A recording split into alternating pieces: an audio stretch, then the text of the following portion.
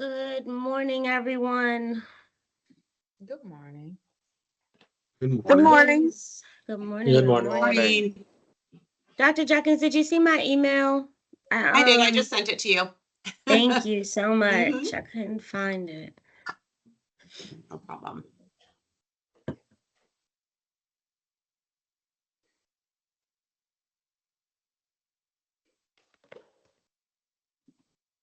I see Commissioner Coy.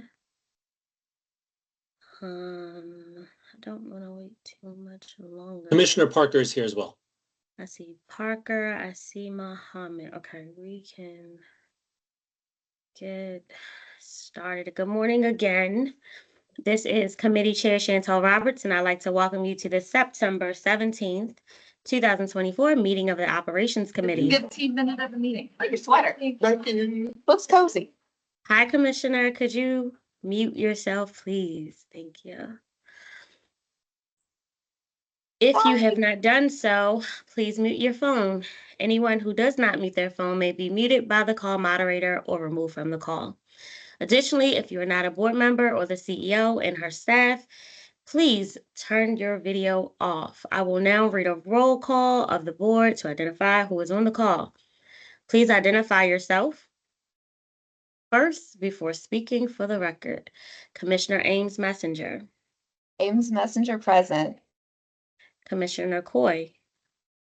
Commissioner Coy present. Commissioner Muhammad. Mohammed present. Commissioner Parker. Parker present. And I am present as well.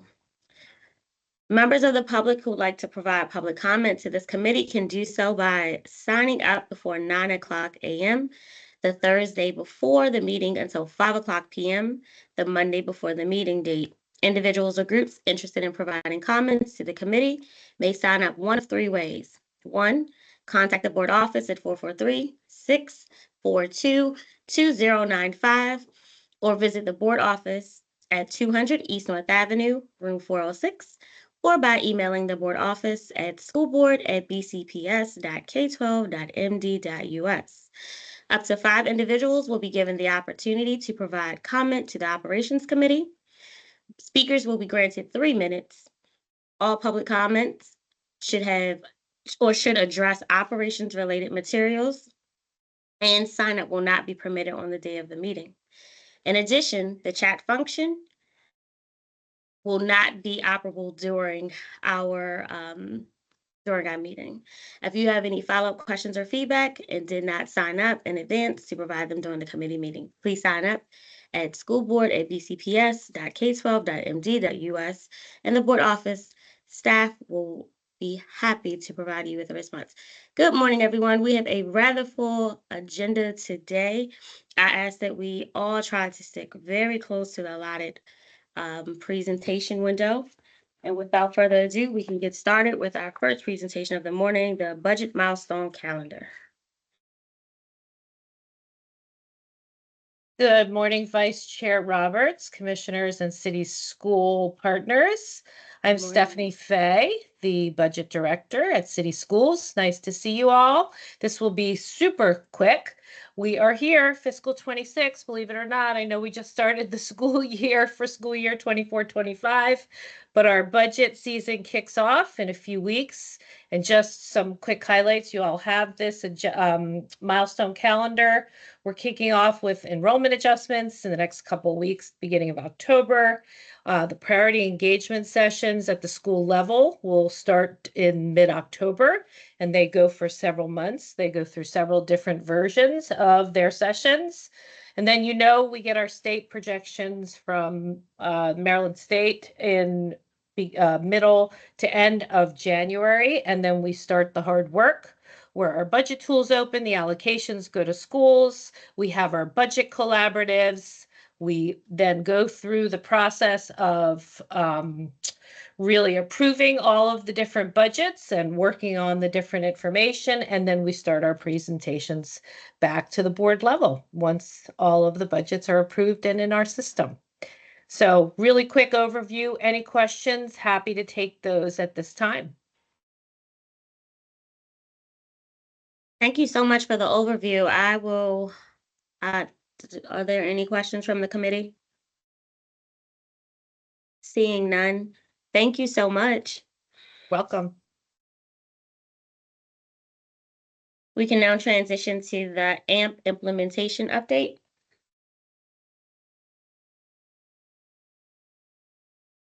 Good morning. My name is Sarah Abel, Director of HC Systems and Strategy, and I'm joined by my colleagues, Kenneth Carter, Jesse Papia. I'm not sure if she's on the call yet, but we are here today to provide an update on the Administrative Modernization Project. It's a mouthful, so we refer to it as AMP. So this project aligns to strategic priorities 3 and 5. We are Sarah? focused. Yeah, Do you have a deck that you're showing? I do, but I didn't share it. I apologize. It's not Monday, but clearly I'm stuck in Monday. Okay, hopefully you all can see this. We can, thank you. All right, thank you. All right. So board strategic priorities 3 and 5, we are replacing the infrastructure, so our technical infrastructure that runs the administrative side of the house for city schools. We are replacing all of those obsolete technologies, and we are slated to go live at the end of this year with our final phase. So as I just mentioned, we have had the same system for 24 years. So our current system was built in the 1990s. And so we are long overdue for this massive overhaul. Last summer, we went live with our financial modules.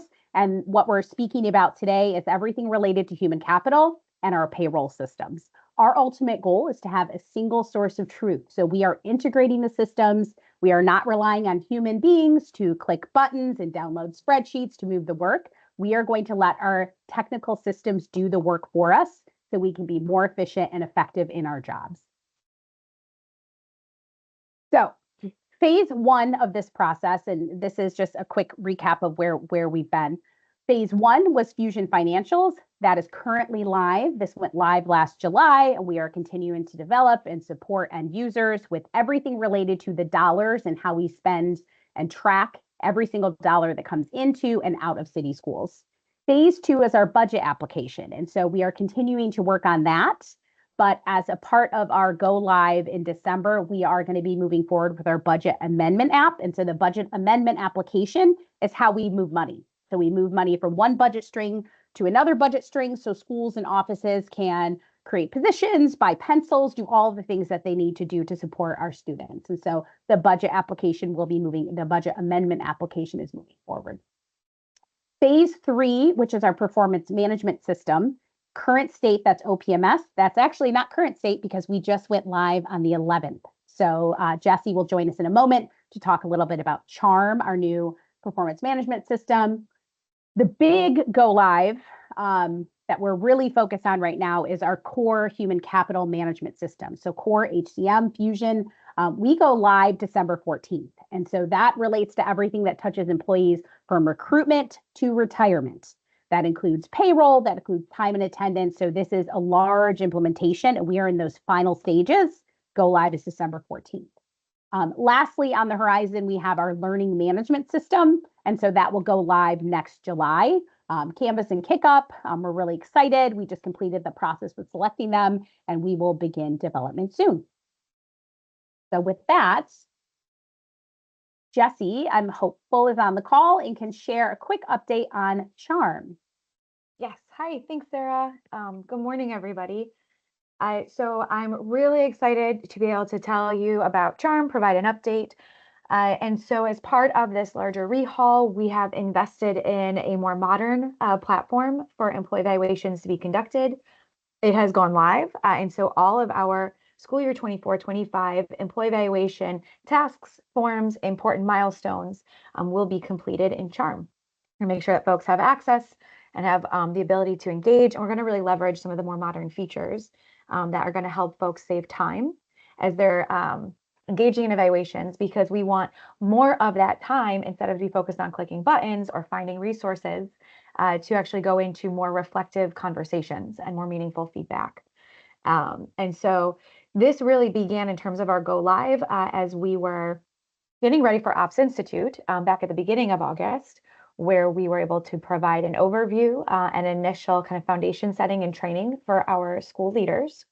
August 21st, or during that week of systemic PD, we pushed out an asynchronous, virtual at their fingertips required training for our school-based staff. We've been promoting that with folks at district office. Just last week, we pushed out a desktop icon for Charm. So everybody now has it on a City Schools supported device, and the fall forms are available. And we are just making sure that folks are completing that required training. All of this is giving a lot of lead time for the first time there is an evaluation related deadline, which is at the end of October for this year. And that is around initial planning conferences and goal setting for folks. But so far, our start has been strong. People have access. We've had as of last week, over 2,400 folks have engaged in the training. We have almost an 85% success rate on the training. And so we're just going to keep reinforcing, making sure folks are getting in so that it sets the foundation. They understand some of the basic reminders around evaluations and how they should be conducted, and also how they can navigate the new tech platform. Okay. Any questions, please let me know at the end of the presentation, but I think it's back to you, Sarah. Thank you, Jessie. So our Charm system is live. It is functioning. We're very excited about that. And now our focus shifts to final testing. And so in order for us to flip that switch and go live on December 14th, we have to ensure that the system works. We've been developing this for years, and these are the final checks to make sure everything is functioning as we expect it to. Most critically, we are focused on payroll. Every aspect of this process is important, but we know payroll and people's checks are critical. So we are wrapping up our parallel testing, and there's a lot of tech speak in this, so I apologize. But we are moving into a phase of population sample testing where we take specific employees across the organization. We look at what their paycheck is in our test environment, and we look at what their paycheck is in real life, in production, and they have to match. If they don't match, that's where we have to focus on why don't they match and do all of that investigation. So this is a big undertaking for all of our administrative teams, IT, human capital, and payroll. We work together as a unit to investigate all of the issues that come up. And so population sample testing actually kicks off on Tuesday next week. And so that is the final check. We have our UKG model testing, and my colleague Kenny will share a little bit more about that, but that's really focused on change management and the behavior of punching. We need people to punch. We need people to punch. We need to know what they should be paid. And those two variables is how we pay people. So that is really critical. And then our last big round of testing is user acceptance testing. So this is the phase where we look at, at the end of the day, how do all of these workflows work? Are notifications functioning? Are the transactions being completed? And we're also going to bring in some end users to actually do some testing, specifically around P-Star. And so that all actually kicked off yesterday. And our sessions begin next Monday. So we're doing a lot of dual testing, and it's just really that critical to make sure we're ready for go live. So this is just a bit more detail. I won't go into all of this, but these are all of the elements we are testing with our payroll system.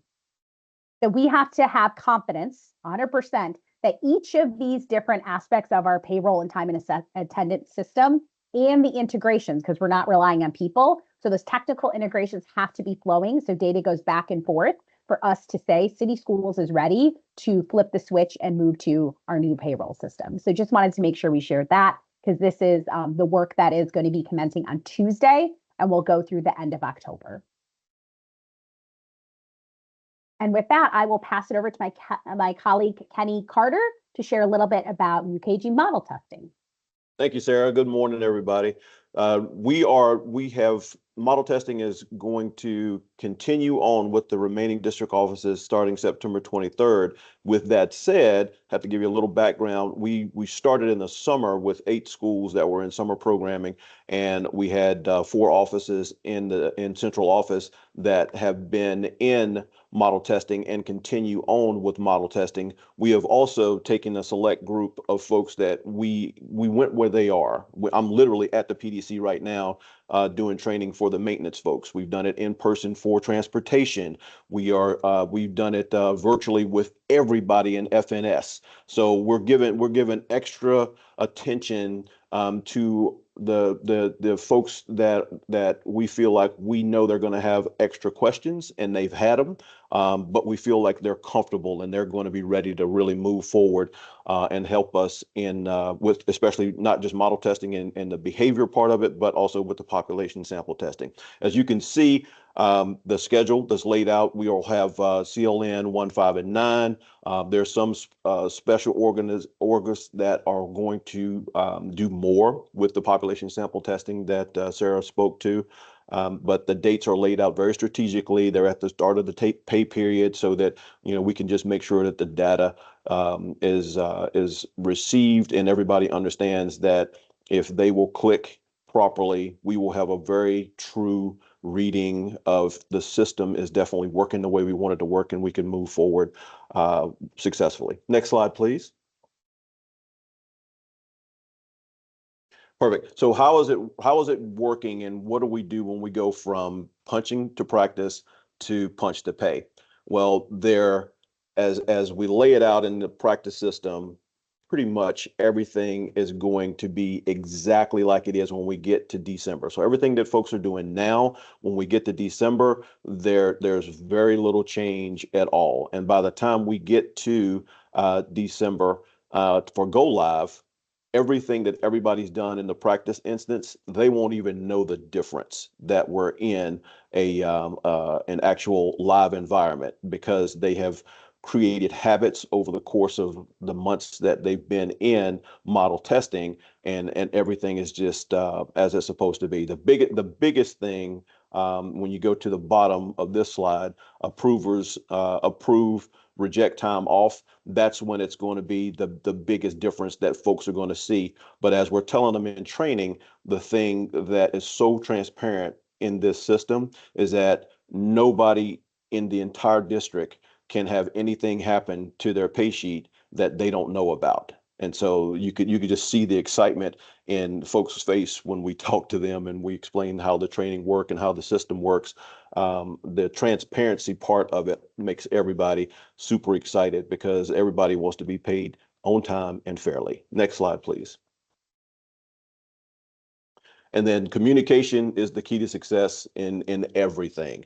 So change champions that we have, we are going to continue to have biweekly meetings with them and email with them. And as we get closer to go live, that communication can sometimes increase, but it's the cascading of messaging and that messaging being consistent that is super, super important. All staff, they'll start to get biweekly communication, and then they have information. They know that they have questions, they can contact us and we'll get back to them. School leaders will get monthly and quarterly updates, and then district office will give quarterly updates. But as we get closer to go live, there will be, just relentless information. We don't feel like there's any way that you can over communicate when you're talking about pay. Sarah, back to you. Thanks, Kenny. So this is all the work that is happening in the background, all of our testing. And now we actually have to walk through how we're going to cut over. So we have to actually decommission EDS, which is our current system, and we have to turn on Fusion. And that requires us to go through several stages in order for us to open up the new system and have all of the data be correct, have paychecks be correct. And so this is a multi-step process.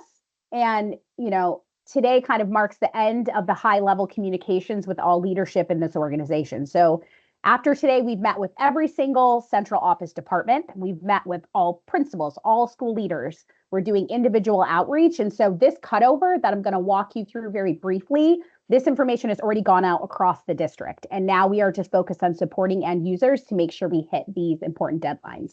And the real question is why? Why do we have to do this cutover, and what will this bring to us? And so what you see here is a high-level overview of our new future state. So current state, we have all of our candidates, and this is our core function in human capital, how we bring people into this organization, how we move people internally. People apply in our applicant tracking system. And then we have a team of people who type all of that data into our EBS system, which is our current ERP system that is on site. It's a massive server. And so that is kind of how we hire people now. And so over the course of the summer, we hired and processed over 1,200 applicants manually. And in addition to that, we processed an additional 400 plus contractors. And so we have a lot of movement in the system. So over 1,600 transactions, we manually entered into the system. Those people report to their assignments. They sign in manually again into a sign-in book to record their time. And then that data is then manually typed into our payroll system. That's our current state. It is slow. There are bottlenecks. There are many different challenges with operating in a system that is not integrated. Our future state that will kick off on December 14th still has our applicant tracking system. People apply. What's different is that we actually have a data file that goes over to our Fusion system daily. Multiple times a day, we have data passing back into the system, and that becomes the employee record. So no longer are we relying on people to manually type all of that information into the system. That employee record then is used in our UKG time and attendance, what Kenny was just referring to. So people work in their positions, whatever their assignment is for city schools. They punch in every day. That data is recorded. They request to use leave time. That is also recorded in UKG, and that data goes seamlessly back and forth. There's no human beings who are typing that data back and forth, so we have that integration. At the end of a pay period, the employee reviews their time card, they click submit, and then that flows over to our Fusion payroll system, and that is how we pay our employees. And so our future state is integrated. And to get to this point, we have to decommission our current system, and there are 4 stages to that. So our first stage, and this is what's kicking off next Tuesday, we have our dual entry phase. And so as I shared previously, we have a lot of testing going on. And so for the next about 6 weeks, we're going to be dual entering transactions, which means for every hire we make, for every assignment change we make, we are recording that in our system of record, our current state EBS. And then we also do that in Fusion. We have to be testing to ensure that the system is ready to go. And so this dual entry process is critical. It's required to move through the decommissioning process. And we just have to make sure that all of the data is correct before we move to go live. This will impact processing of transactions because we have to do double the work to ensure our system is ready to go. So dual entry kicks off on Tuesday. The next phase in the process, and this is the key message that was shared with all school leaders, all district leaders, hiring managers, people who submit P-STARs. 11/1 is our deadline to make any changes in our current system. So any change that would impact an employee record and their payroll, promotions, new hires, transfers, all of those things have to be submitted by 11/1. That is the most critical date because we have to make those changes in our system, and then we're going to shut down our system and convert all of our data to Fusion. 11/1 is that critical date. We need any changes that are happening submitted by 11/1 so that we know exactly where people are going to be working as we move into the start date freeze. While we are switching systems, we cannot have employee movement. And this includes temps, contingent workers, or our contractors, any new position creation, any salary changes, all of these things freeze during our cutover. So this is our December through the beginning of January. It is same seats on the bus at city schools.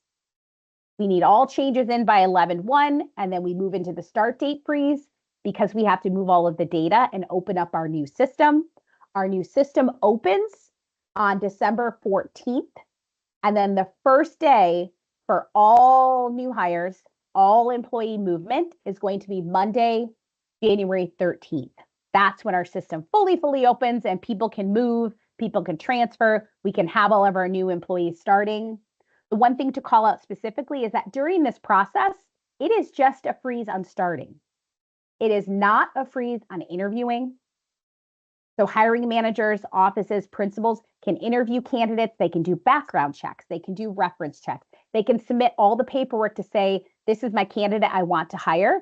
All of that's completely fine. We take all the paperwork and then that person will start on January 13th. And so these are the 4 stages we go through to shut down our current system and to open our new system. And so it's really critical that this message is shared with every level of the organization. We've done that, and we're continuing to do individual outreach, providing data to schools, to principals, to district leaders to ensure that they are very clear that 11/1 is that final deadline. If they have temps working during this period, they need to submit all those temp extensions prior to the cutoff so that we know everyone who's working for city schools. We have everything recorded in the system. They can report to work, they can be paid on time, and we will reopen the system on the 14th, and then we'll have our first start date on January 13th. So this is our cutover. And lastly, I believe Kenny, to close us out, will share our last few next steps.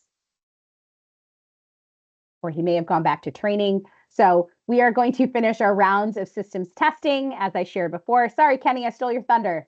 Go ahead. We will continue. Kenny and his team is working on all of our development, our resources, our training guides, all of those amazing things that help people be successful. Kenny's team is taking that away, and they will have all of that shared and pushed out to the district. And then we just have targeted support and communications. We are reaching directly to end users. We're reaching out to the P-STAR submitters, our hiring managers, our district leaders to make sure they're very clear what's happening. They hit the 11/1 deadline, and we can open up our new system seamlessly. So with that, that is the end of our presentation, and we welcome any questions from our commissioners. Thank you. Thank you so much for the presentation. I'll open the floor for questions. Now, that was quite the robust presentation with some very ambitious next steps. Commissioner Coy, then Commissioner Parker. Yeah, thank you for the updates here. And my question is, if there's any naturally occurring opportunities similar to some of the sessions that I've attended in the past in person, when there's the planning and the sort of visioning, I would be interested in attending some of the upcoming, either if there's trainings. It sounds like a number of the trainings are just virtual and people are participating in the trainings. So I don't know if there's a way to get an insight into that. But in the absence of there being a naturally occurring place that I could show up and just sort of be observing as it's progressing through, I would love to schedule some time to just like walk through and have that insight as it's progressing. You know, and just, yeah, thank you for all the work that you all are doing. This is obviously complex and multifaceted, and I'm interested in observing. Some of the areas that I certainly have questions around, I think are out of scope of what the current transition is happening, but do relate to also some of the teacher certification, classification review, you know, advancements, some of those processes as well. But understand that those sound like they're outside of scope of this, but certainly have some questions around that as well. And over the course of this year, I do think you know, human capital and some of these pieces are going to be an area that I'm asking and interested in understanding more. Commissioner Coy, do you have a question for the record, or are you going to follow up with them in writing? Yeah, so my question is, if there's a naturally occurring opportunity to please share that, and otherwise for us to schedule a time and separately. Thank you, Sarah, Commissioner Parker. Oh no, for the sake of time at the top of the meeting, Sure. I asked us to keep these succinct. So if you all could follow up in writing with his question. Thank you, Commissioner Parker, then Commissioner Mohammed. Then we're going to transition to the next presentation. You're muted. I can't hear you. Log out and come back. Okay, Commissioner Mohammed. Thank you, Chair. I appreciate the presentation, as this is hard and detailed work. I think that lessons learned from implementing financial fusion gave me some insight into the experience of this cutover. So I have a significant concern, and hopefully it can be addressed. During this cutover, we're not going to be able to bring contractors on and staff on between essentially November and January. During that period, even though I understand that it's needed, during that period, what happens if we look at, per se, in special ed, when we have a student that comes in or students that come in during that period who have significant challenges and they need a level of support? Or you have staff members, for whatever reason, who may take FMLA, and we are still required to support those students, but we have this hold. Do we have an out to make sure that as a district, we're still meeting the needs of our students while implementing our changes that are absolutely needed? And love the work, just want to make sure that we're meeting the needs of our students at all times, even while this cutover is happening. Did the team capture that? Yeah. Stacey, Sarah? Okay. Yep. I don't know if there's time to respond here, or should I provide a written response? I think the short answer, and it's much longer than this, is that in some areas where we anticipate there being challenges like that, we do have to overhire in anticipation of this. So to have like auxiliary staff that we have who we can deploy to support in those hotspots should an employee leave the organization, someone goes out and leave. That's the short answer, but it is a much larger plan to support in that. But we're well aware of that. And I can say that, too detailed for this presentation, but if the office or school does get in all of their hiring documentation by 11/1, we do have 2 start dates. So there's a start date on the 18th and there's a start date on December 2nd. But we need everything in by the 1st so we can actually get that into the system. So the freeze is actually a little bit shorter than that, but I absolutely hear you. And you've heard that from every leader we've talked to. That is a deep concern. And so we're working specifically with departments we know have had challenges around this, especially during this time of year, to overhire a bit and have an auxiliary support staff that we can deploy to meet the needs of our students. Commissioner I appreciate Mohammed, that. is this something that you want us to continue a conversation, like an additional updates around this transition? Absolutely. I appreciate that. If we can continue this conversation, as this is going to be a major concern, and hearing that it's a concern of all of our school leaders, it just further alarms me that there's some work that needs to be done. So look forward to that continued conversation and work around, and being able to hear that our leaders are comfortable with whatever we come up with to be able to move forward. Thank you.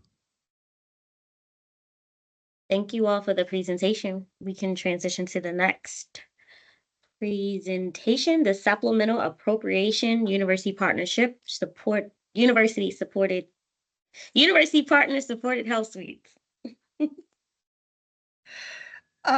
Yes, good morning. This is Mary Ann Cox, Deputy Chief Financial Officer for City Schools, and I wanted to provide some contextual information on this request, and then the programmatic details will be provided by the Chief of Staff Office.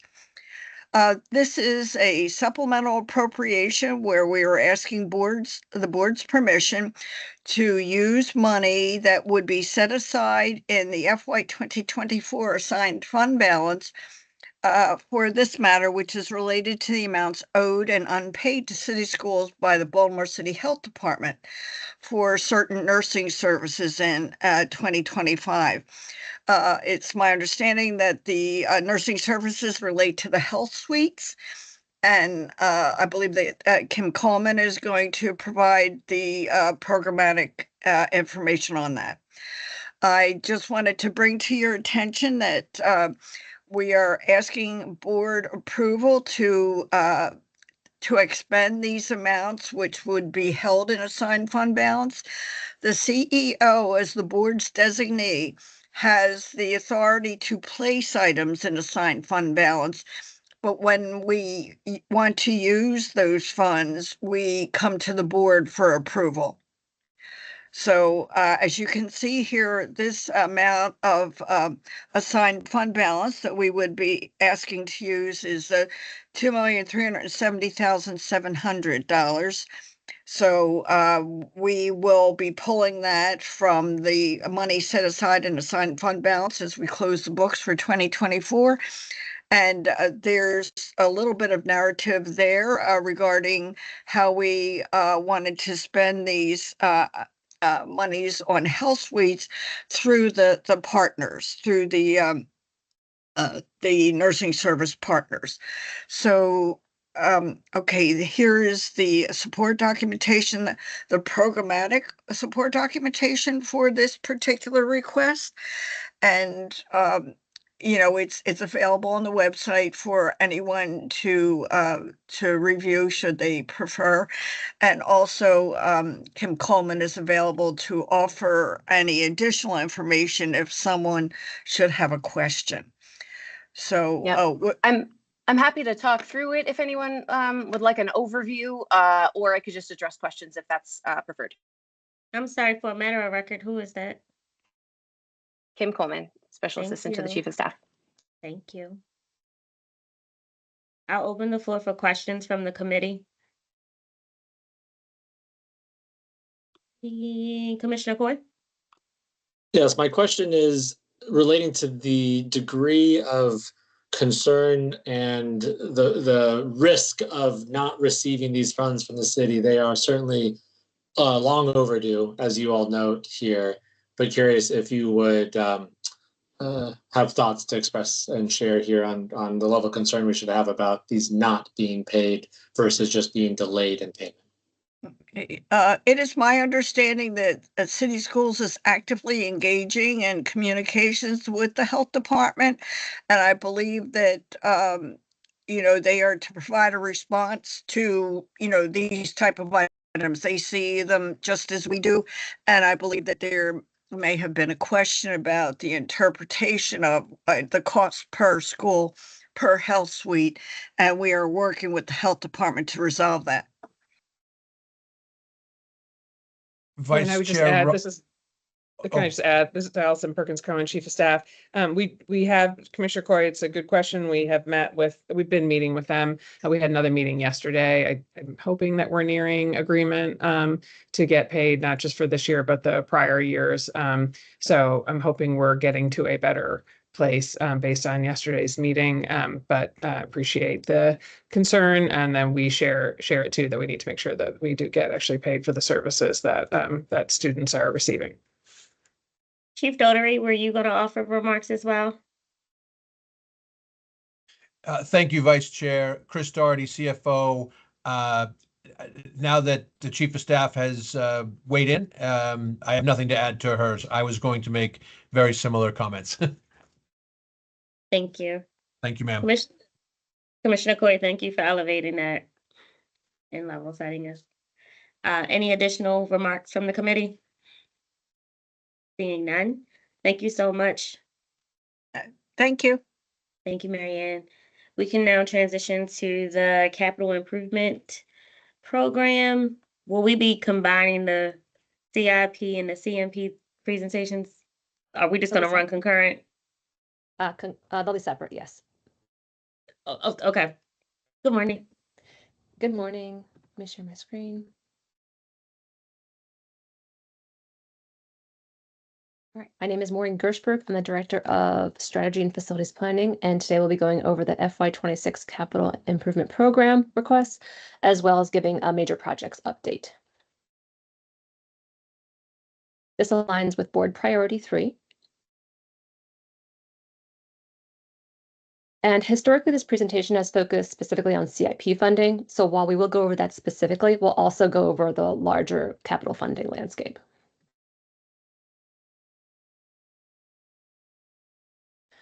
The current maintenance and capital budget's approximately $375 million less than what is needed when using industry standards. You'll see this slide in multiple presentations from facilities, since it highlights how the need is much greater than available resources. which means we often must make tough decisions when determining the allocation of these limited resources. Capital decisions are informed by both physical system conditions as well as district priorities. Examples of physical system considerations are inspections, preventative maintenance reports, work orders, and just general life cycle information. District priorities include annual review decisions, the CEFMP, Comprehensive Educational Facilities Master Plan, as well as the CMP, Comprehensive Maintenance Plan, which Monique will be presenting next. The majority of City Schools capital funds do come from the state. So on the left, you can see our anticipated funding for FY26, our annual funding. And while our one-time funding sources have been crucial in bringing a large number of our facilities up to 21st century standards, we rely upon the annual funding to maintain the majority of our portfolio, as well as those new buildings when they come online. So the annual funding is crucial when we look at how we're allocating resources. This is a timeline of those annual sources. You'll see that the CIP requests go in the fall, and then we find out in the spring. That's because CIP is tied to the state budget. And so they'll let us know an anticipated number in the fall, but it doesn't get set in stone until the spring. So when Governor Moore first came on, there was an extra, I think, 25 million that ended up coming to us come spring. That did not happen last year, and it is unlikely to happen this year. But just keep that in mind when you think of that schedule of us putting in the request for CIP funding in the fall, but then not finding out from the state until the spring. A huge source of funding in recent years of annual funding has been the Healthy Schools Fund. The legislation had put 90 million into that fund for the entire state, and Baltimore City was guaranteed half of that. So you'll see that the past couple of years, we've gotten $45 million each year that we're able to put to specific projects such as roofs, windows, doors, HVAC. Healthy Schools also has less restrictions than CIP, and so we're strategic when we make decisions on which projects receive what type of funding. And we want to highlight this just because it's been so significant, especially when you compare it to the CIP funding we've been receiving. However, FY26 is the last year of guaranteed funding for Healthy Schools. The funding ends this FY26, and they're looking to continue it. The state's looking to continue it going forward, but there's not going to be a guarantee that Baltimore City gets half of that funding. And so it's been great, but just going forward, we're not sure how it's going to pan out in terms of the amount of Healthy School funding we're going to receive. However, we still have that CIP, which we'll be getting. This is a summary of the quantities of projects that we're putting in the CIP request this year, both major projects, which are replacements, renovation additions, or modulars, and systemic projects such as air conditioning, heat, elevators, fire alarm, fire safety, multi-systemic projects, roofs, windows, doors. When we develop our project list, we start by carrying over projects that have received prior funding. We then pull out anything that we might be able to cover with Healthy Schools. We add in projects where our computerized maintenance management system, our CMMS, has flagged an item as nearing the end of its life cycle. And then we also do a final review to make sure our list is meeting district priorities. This is a map showing the geographic spread of the CIP projects that we're putting in here, as well as the numbers by quadrant, overlaid on top of our community conditions index. So let's take a step back now. We are focusing on CIP projects. So now we're going to look at our major projects as a whole. If you look at all the projects that we've completed, have received funding, and are also planning to ask funding for, that's about 46 projects. The City Schools has completed about 33 of those since the beginning of about 2010. The approximate cost has been about 1.2 billion. And you can see at the bottom the differences based upon funding source, as well as their current status. One of the changes that you'll see this year are for two projects that we've adjusted our request from last year. I'm not going to go into details about Edmondson. We'll include a slide devoted to that for the board presentation that had received prior supplemental appropriation funding. So today we'll talk about Ben Franklin, but for the next iteration, I will include a slide on Edmondson. But previously for both those projects, we had requested about 168 million for a full renovation addition. Well, renovation addition at Ben Franklin. Edmondson was renovation mostly. For Ben Franklin, it was a renovation addition, and we are modifying that request to be 2 projects instead, because knowing that we only receive about 25 million in CIP funding per year, we didn't feel confident that the state would ever move forward with approving it, given the price tag of 168 million. So we've scaled back both projects, and for Ben Franklin specifically, instead of a full renovation addition, we're going to break it up into 2 projects. There's going to be a $9 million modular that we're requesting this fiscal year, and that'll add about 20 classrooms to that overutilized campus.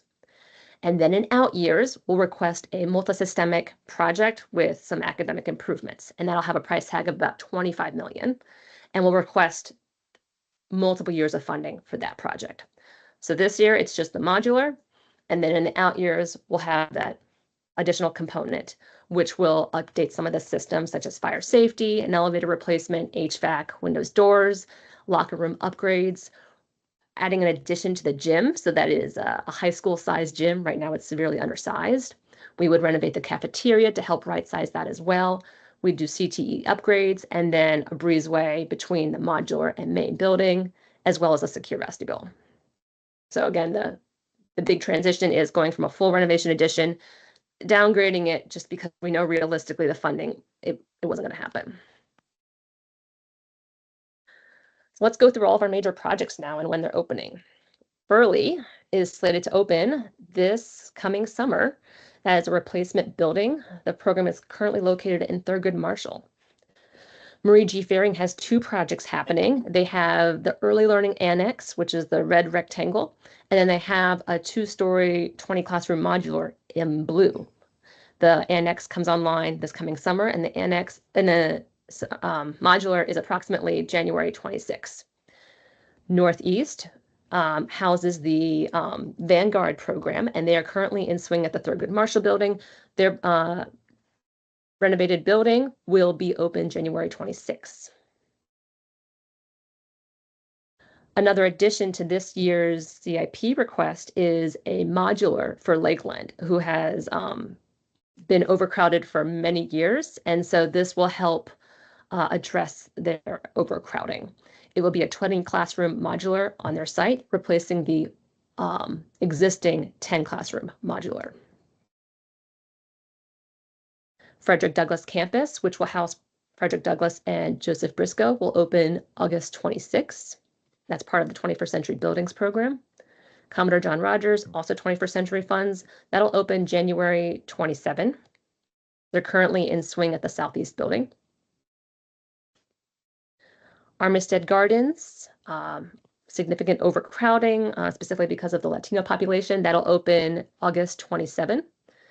City College, who is currently still at their site but will be swinging to UB, will be opening August 28.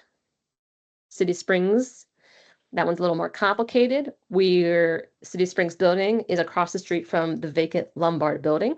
We're going to demolish the vacant building, build a new school, and then City Springs will move across the street to their new school, aiming for January 28 there. Western and Poly will receive their renovated spaces. Western will happen first. They will move into their renovated space August 28, and then 2 years later, Poly will move in 2030. They're each going to take turns swinging at Northwestern building after Frederick Douglass moves back to theirs in summer 26.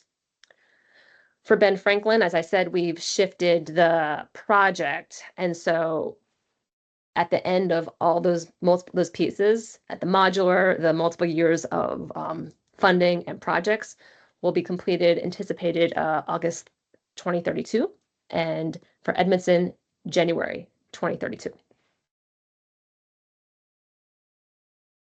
We also want to share that Furley and City Springs will be net zero because we've been awarded grants from the Maryland Energy Association to fund the installation of photovoltaic panels. Air conditioning is always an important topic, so we just want to note that as of June 1st, 2024, all classrooms have some form of AC. Some of them are temporary, such as window units or vertical package units, but the district is moving towards installing central HVAC systems in all of our buildings. And with that, we would like to request board approval for the projects we've proposed here, which would be $172 million from state CIP funds, $199 from state Built to Learn funds, $19 million from city CIP funds, and then 9.9 from the city, the required match that the city must do for Built to Learn projects. Any questions?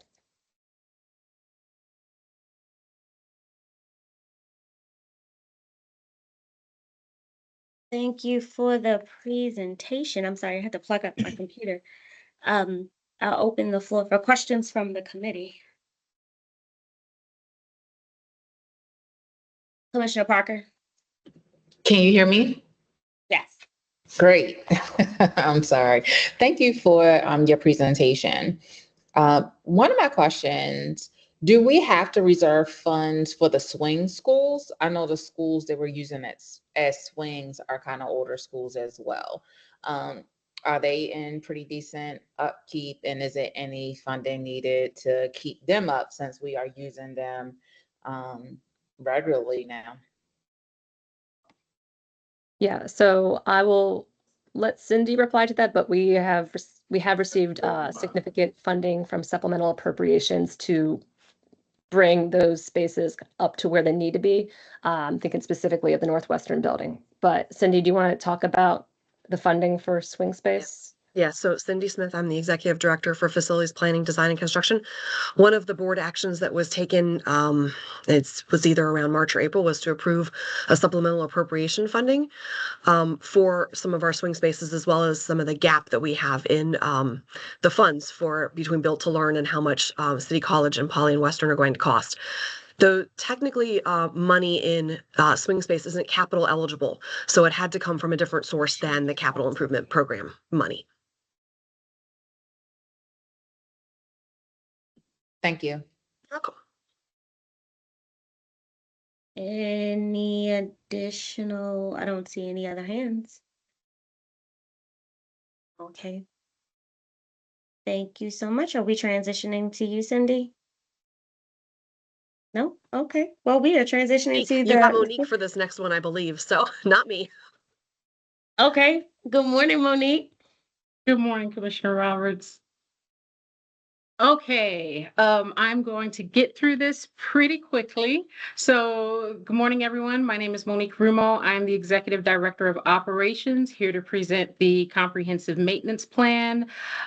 This is all the work that happens once we own and operate, once all systems and buildings are handed over to our maintenance teams. And so the CMP aligns with board priorities 2 and 3. And this is the agenda. It just goes through all the different things that we're going to go through. So you're able to just jump to any sections you want in your leisure time. And so the purpose of the comprehensive maintenance plan is just to show our strategic overview. It is a requirement from the state that all LEAs submit this by October 15th of each year. And it's our opportunity to highlight the things that we're doing across operations to impact student education. And so we have 4 guiding principles that we use to frame our strategic direction. We're going to really hone in on the improving our investments towards the end of the presentation with a focus on our students. But it is when anyone is asking, well, how are you making decisions? What's guiding you? This is what we direct them to. And then there are some strategic focus areas that we hone in on. These are things that are within our control that we're regardless of resources, capacity, funding, that we believe that we can do across our different teams. And these things aren't arbitrary. They're rooted in the Association of Physical Plant Administrators standards for helping agencies determine how well they're maintaining their buildings or the level of service that they're providing for their buildings. And so this is a slide that we've shown the last several years. It goes through our strategic actions. It is a living slide. The one thing that we have expanded on is we're focusing on these things because they're within our control, with the focus on improving our efficiency and our effectiveness. So all the slides that you see after this are around our staff development, how we're doing with our preventive maintenance program, and the things we do to support with project prioritization. And so one of the things that we're focusing on is our in-house skill development. That's huge because it does allow us to be more self-sufficient, have a faster response time, and we can better control the quality of work that is delivered when we're not waiting or having to go behind contractors. The second thing is asset tagging. And so being able to put barcodes or QR codes on all of our systems and then associate that particular system to a work order allows us to better track the health of our systems, but then also that plays a role in the documentation that we have to submit to the state when we're submitting for capital projects. And then the other thing is this is Building X and smart assets. So our work order system now has modules that can pull in sensors across our different systems. And one of the things we're focusing on is putting in sensors for our pipes so that we can get ahead of things. So let's say that a pipe ruptures in a building, we're able to see the flow of water early, and we can try and reduce the amount of damage that would cause, because we would get immediate alerts through these modules. And how we're measuring our success. So earlier I mentioned the Association of Physical Plant Administrators. We would take our data and we would put that up against the different standards and see how we're doing. But then also the state every year goes throughout the entire state and they assess our buildings through the maintenance effectiveness assessments. And what we want to see annually is no less than adequate. So that means that we get a score somewhere between 70 and 79%. They score us on 23 categories. And the reason why this is critical is because when you're hearing stories or folks are trying to make comparisons to how we're doing to other states, this is a good place to go. So in FY23, we were at 70%. That was right in line with the state's average at 71%. And then in 2024, that was just posted on the IAC's website, we were at 72%, and the state's average was also at 72%. So again, when folks are looking to compare and see how we're doing against other LEAs, this is a great place to go. This is just our high-level organizational chart showing the COO and the 3 executive directors. The comprehensive maintenance plan work really hones in on the work that is done under the executive director of facilities, along with the 3 directors and about 10 or so teams that really lift the work out in the field and on the ground. And so this team, they maintain 144 buildings. We have 294 positions and a $45 million budget. A couple of things that I would like to highlight, starting with the positions, is this time last year we had 105 vacancies, and we worked very hard with our HC partners on recruiting and interviewing. And so we were able to reduce those vacancies by half. Also, earlier we mentioned, I mentioned developing our in-house skill and staff. So we've reduced our the amount that we're spending on contract services from 60% to 43%, and we've increased our in-house allocation from 31% to 42%. Again, that's just showing that the things and the strides that we're making, we're actually seeing that happen in the field. There was one of our operational things that were under contracted services, which is why we saw an increase in the operational piece. So you saw this or a portion of this slide in the CIP. We want to make sure that we show these because capital and maintenance, they're not separate. When you have capital work, you always want to make sure that you're also funding the work to maintain those buildings and systems. And so again, Maureen spoke to this. We see our current budget. We see what we should be funded annually, and that there's a $375 million deficit according to the industry standard. And so even though we're underfunded, there's still some great work happening. So we'll get into some of our maintenance efforts. These are our top 10 activities that our facilities team performs. I'll hone in on our walks and our HVAC work. Our walks moved from position 10 on this graph to number 3 this year because we put an emphasis with our teams that we should make sure that we're putting our eyes on the work out in the field, that they're actively working. It's something that the IAC has also been honing in on with the LEAs in terms of us putting our eyes on what's happening in the field. But then with the HVAC work, this is our most critical work. It's our most expensive work. And so our preventive maintenance work orders have increased. That's the majority of this increase from that 45% to 30%. And so we're just putting a lot of emphasis on maintaining those systems so that instruction isn't impacted. And just based upon the amount of work that's done, 43% of those work orders are completed by contractors, while the other 57% is completed in-house. Last year, the data showed that we were 25% contractors and 75% in-house. The reason for this shift is previously, we weren't able to assign work orders to our contracted staff, and we realized that our teams were assigning work orders to themselves. So our new work order system now allows us to assign the work orders appropriately. So we're better capturing the work of our contractors versus our team. And we're talking about preventive maintenance, and so which is critical for maintaining an older infrastructure. So we've increased the amount of preventive maintenance work orders that we're doing, and the amount of reactive work orders that we're doing has decreased. And this just hones in. This is a graphical representation so that you can see what it has looked like over the last couple of fiscal years.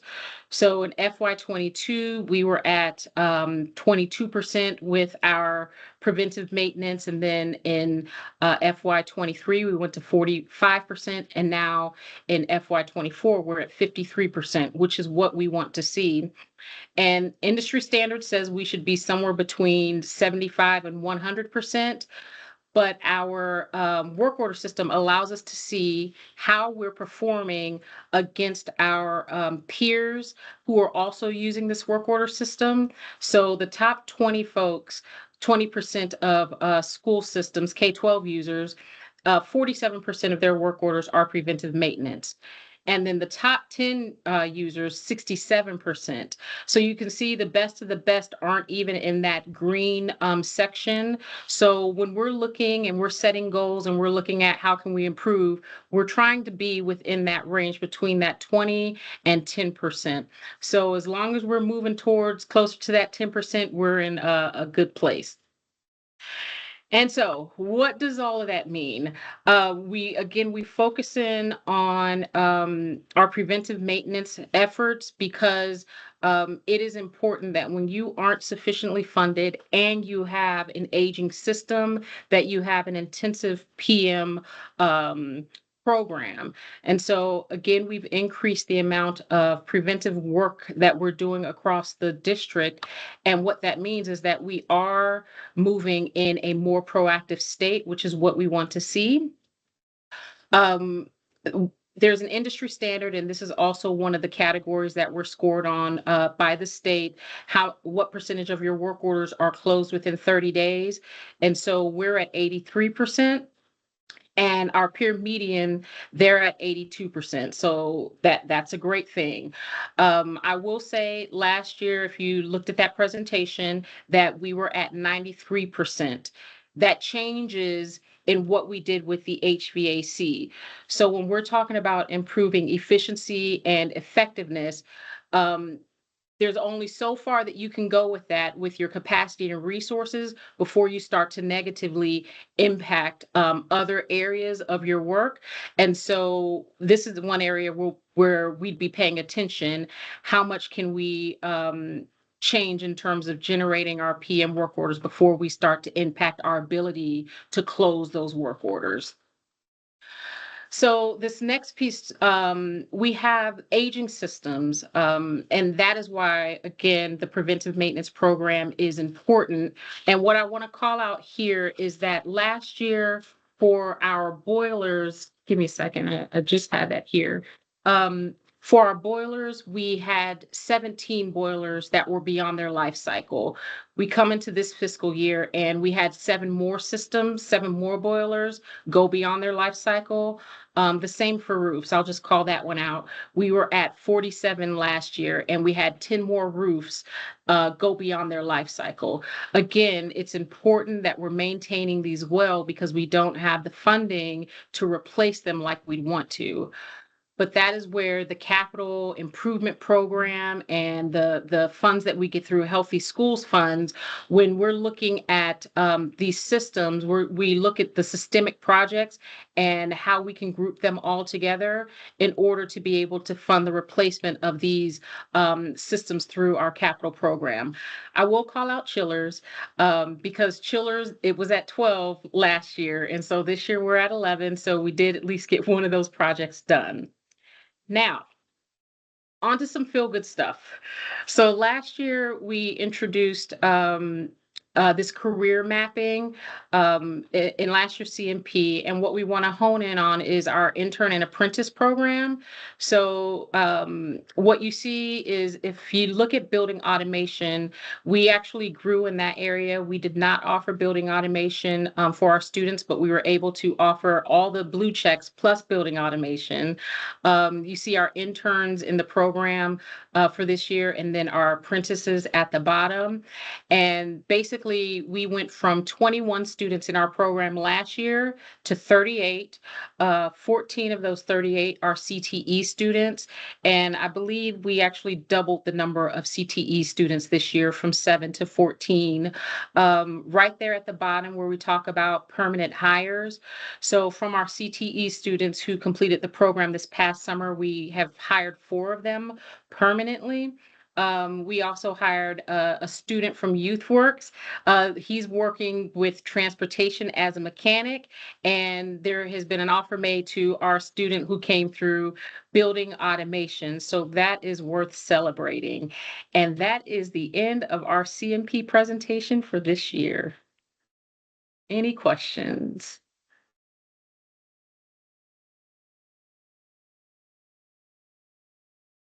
Thank you, Monique, for the presentation. I'll open the floor for questions from the committee. Commissioner Muhammad. Thank you. I appreciate the presentation and the work, both on this and the work that we are doing. The thing that stood out was the increase around the use of contractors, which seems to be up about 18% or so. And I understood why we're doing it. Just want to get an idea of what is costing us. So if we're giving about 18% more work to contractors than we were in prior years, how much is that costing us, and how is it affecting the overall capacity of the work that we're offering to our schools? So I'm going to, let me go back to make sure that, so we're giving less work to our contractors. We went from 60% to 43%, and we've increased our in-house work. So we've increased our in-house work. Great. Thank you. Yes. So that clears that up. But with that, understanding that we've been able to decrease or increase the capacity of our work, fiscally, how is it impacting us? Are we able to do more and have more impact? And since we've been able to do that, how are we going to go about sustaining it or even taking it a little further to 70% if possible?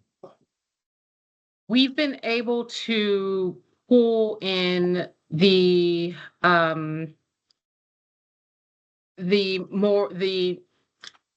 less rigorous work. So for instance, in our 21st century buildings, those systems are more complicated. And so we use our contractors for that work. But for like filter changes, some of the things that we can do in-house, where it would cost us $150 to send a contractor out to change filters, we've pulled that in-house to help reduce the cost. And if there are parts of the question I haven't answered, we can make sure that we follow up with a more extensive response for you.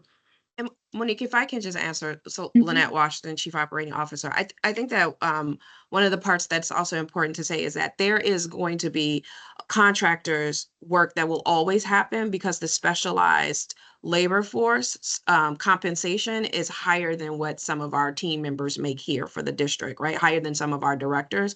So some of those are HVAC. In some of those particular areas, those folks that do some of the more specialized work, we would not be able to attract them to the district to work for us on our team.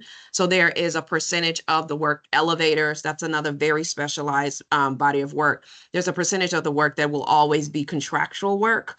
And there's some work that as we do training and some of those different things, we can be able to bring those in-house. But I do want to say the more specialized labor, we just can't compete in the market to attract those kind of folks to work for city schools. I appreciate your response. I appreciate the wisdom.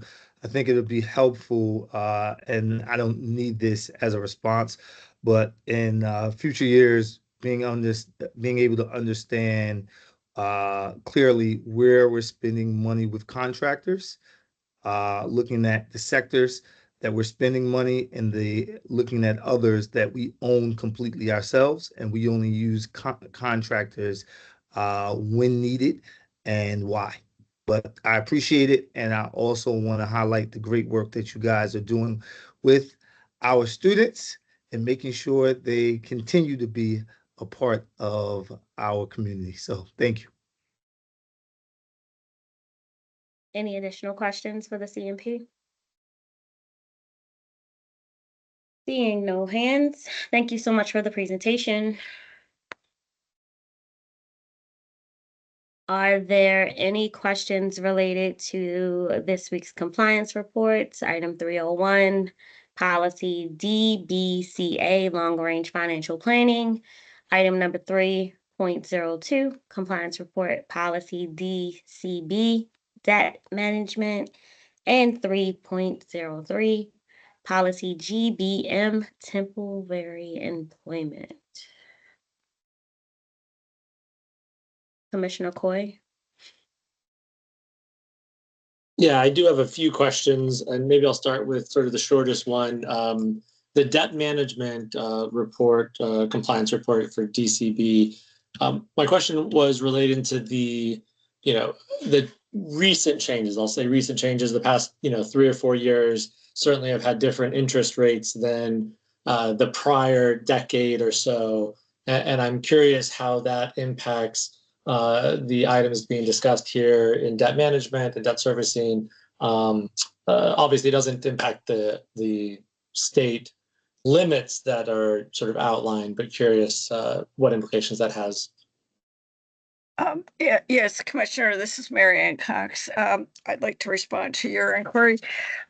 Please know that the bond issuances noted here were issued in 2009 and 2011. They were all fixed rate, so our interest rate has not changed since that time. Both of these bond issuances were issued with a sinking fund, so that we will pay the proceeds of the 2009 off in December 2024, and we will pay off the the 2011 QSEBs in December 2025. So the fluctuation in the interest rates did not affect this. Yeah, and so just to be clear, it would have implications on any new bond funding or obligations, but on those prior ones, there's been no impact, which is, I appreciate understanding that. Thank you. Yes, that's correct. Thank you. You had an additional question, Commissioner Coy?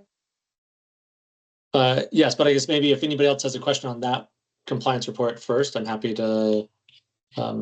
What's your additional question?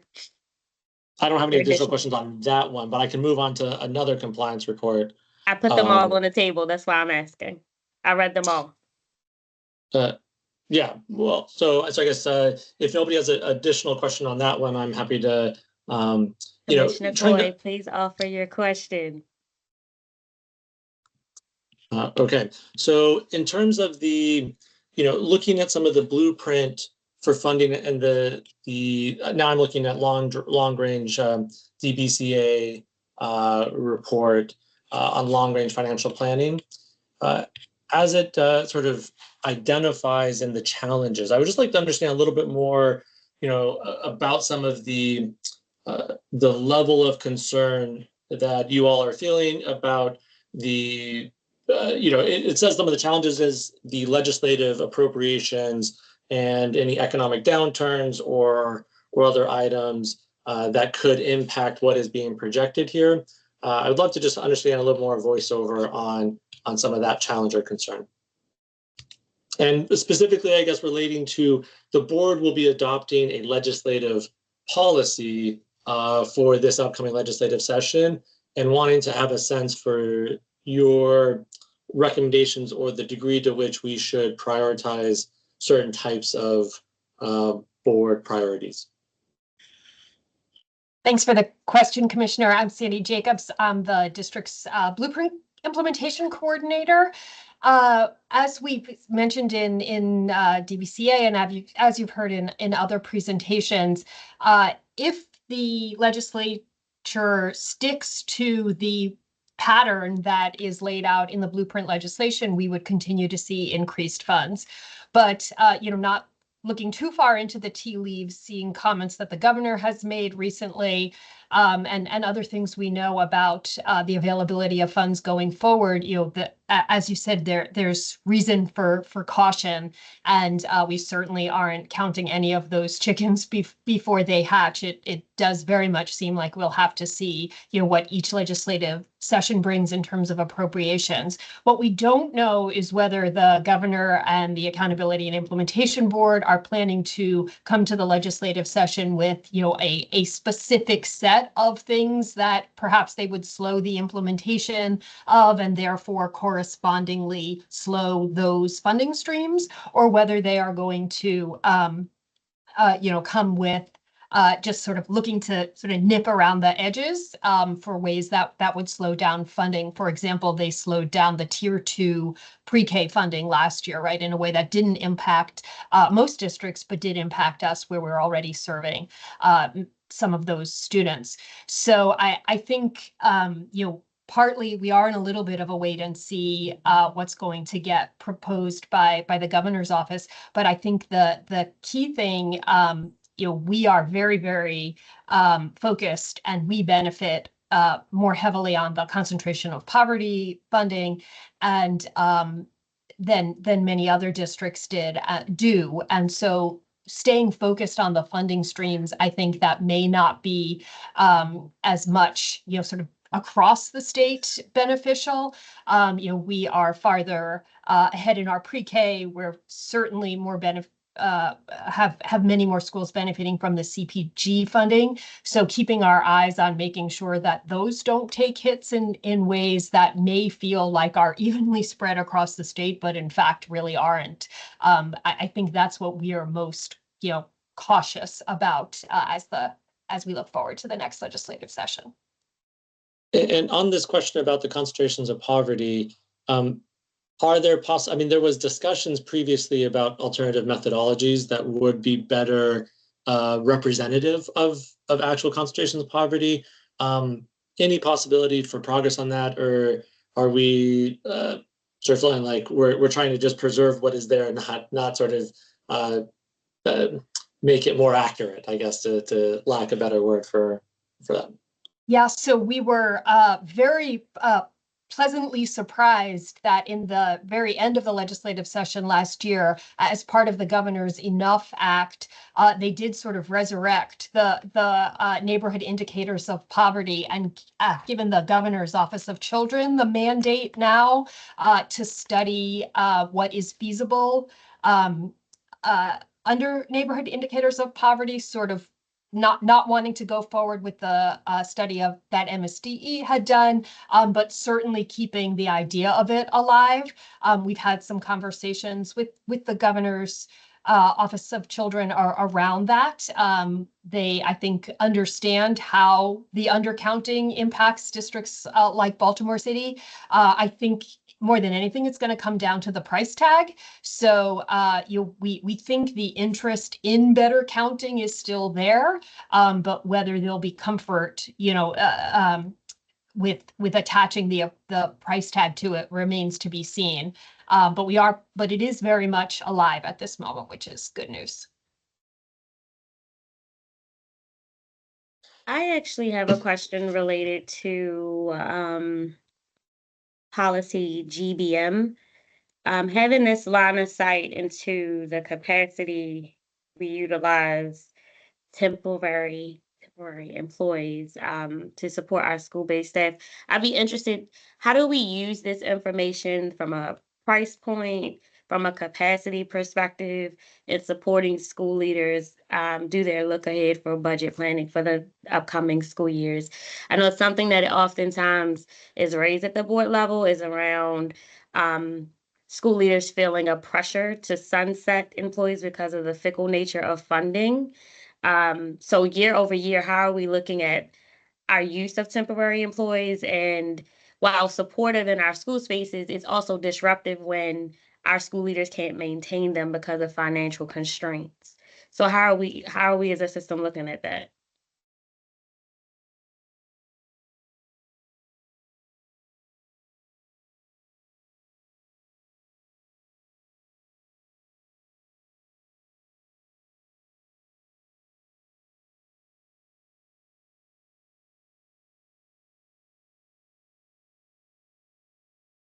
Was that captured by anyone on the team? Good morning, Madam Vice Thank you, Chair. This is, Jonathan. yeah, I got the question. I'll make sure that Human Capital gets it. I appreciate you. Is there no one from Human Capital on? Dr. Judkins, did you capture that as well?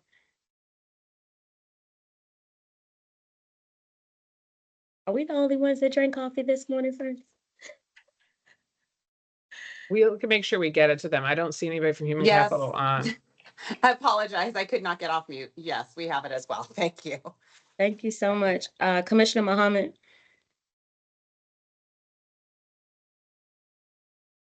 You're muted. Are you talking? Sorry about that. I had a concern with GBM as well. It was centered around our ability to maintain the high cost of using these staff persons, but particularly looking at 3 places. And I know there are a high student count, but if we look at Leaf Walk, Academy for College and Career, and the Office of Early Child, each of these sites are using more than 40 contractor staff persons. And in an effort to sustain the work that we're putting into our staff with regards to development, how do we assure that that investment being made this year reflects next year when we're using this amount of temporary staff personnel at one particular site, being over 40 staff persons? So hopefully that's captured. I know we can't answer it right now, but thank you. Thank you, Commissioner Mohammed. I don't see any additional hands. So we're gonna transition to procurement. Also, Dr. Junkins, as a matter of record, there are no public comments for this committee meeting today. Is that correct? That is correct. Yep. Thank you so much. We will now transition to procurement. So good morning, everyone. I'm Shabray Matthews, the Director of Procurement, and there are 6 items for consideration on the procurement agenda today. So first up is 1501, Detweiler Roofing LLC. The Chief Operating Officer requests the board's approval of a competitively solicited contract with Detweiler Roofing LLC in the total amount of $1,162,700. The contract provides roof replacement services at Tench Tillman Pre-K through 8 School number 13. Any questions from the committee? Seeing no hands, we can transition to the next item. Next item is 1502, fire alarm installation, inspection, repair, and preventive maintenance. The Chief Operating Officer requests the board's approval to piggyback a competitively solicited contract with Convergent Technologies LLC, Arc Systems Inc., and AES Electrical Inc., doing business as Free State Electric. To provide fire alarm installation, inspection, repair, and preventive maintenance. The estimated annual contract amount is $400,000. The contract term is October 9th, 2024 through March 31st, 2028. Any questions from the committee? Seeing no hands, we can transition to the next item. Next is 1503, Fire and Water Cleanup and Restoration Services. The Chief Operating Officer requests the board's approval to increase the contract amount with Infinity Environmental Inc., BMS Cat of Maryland LLC, and Modulus LLC. This contract provided emergency fire and water cleanup and remediation services at various city schools locations on an as-needed basis. The board is requested to approve an increase in the estimated annual contract amount from $2 million to $3 million, an increase of $1 million annually. The contract term is August 25th, 2024 through August 24th, 2026. Commissioner Coy. Is this item in response to some of the incidences from the summer, or is this sort of more general ongoing anticipation of need to respond?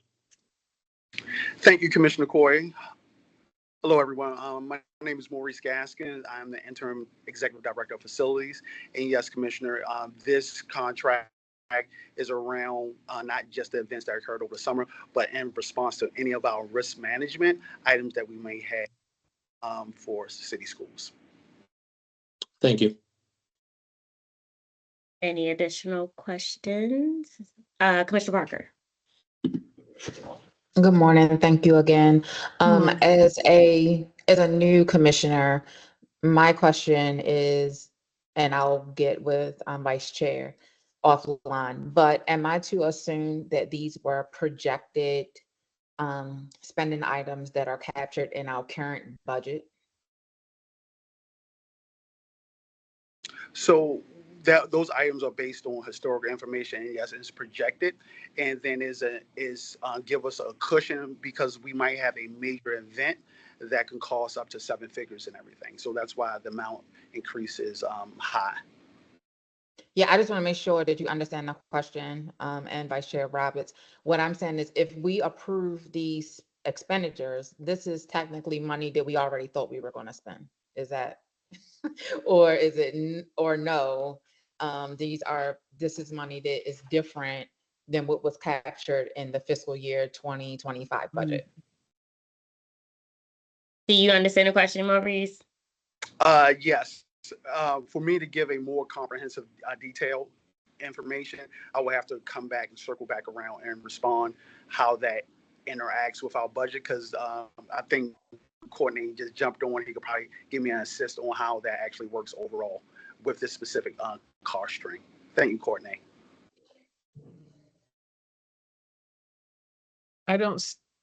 Courtney, are you there? This is Allison.